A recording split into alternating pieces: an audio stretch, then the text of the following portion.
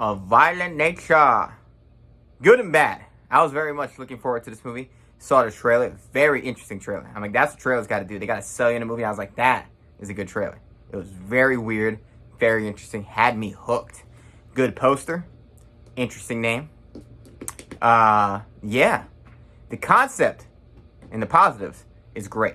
It is from the perspective of the killer. So all these slasher films, are always from the perspective of the victims. The final girl and her crew of teenagers going into the woods to have sex.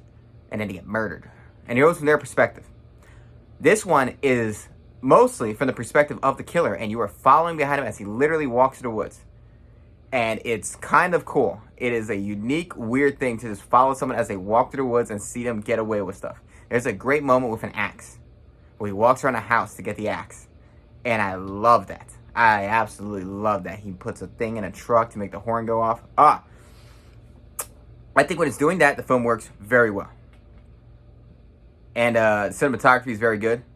Very much had some great shots. Love this scene where he's walking through a flower meadow. And it's like dusk. It's beautiful.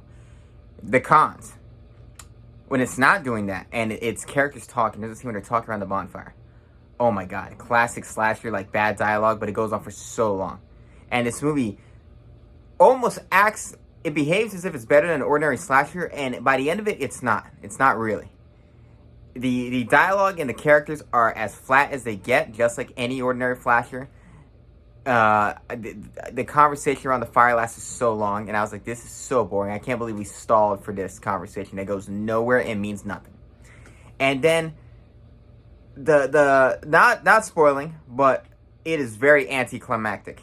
It very much went down the pretentious route of trying to convince you that you're seeing something more than you saw, and gives you a very just obvious thematic thing that is so uncreative.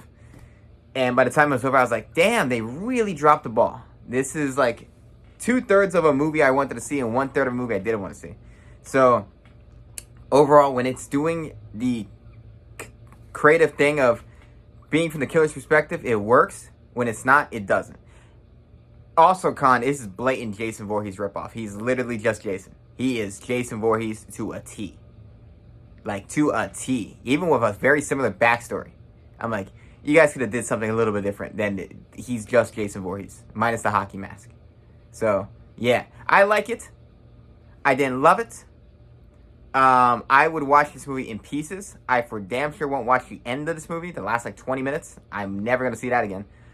And I'm skipping over that fire scene. So there's like, it's 90 minutes. 1 hour of this movie is worth your time. 3 out of 5. It just needs some editing. Make this movie an hour long. It works great.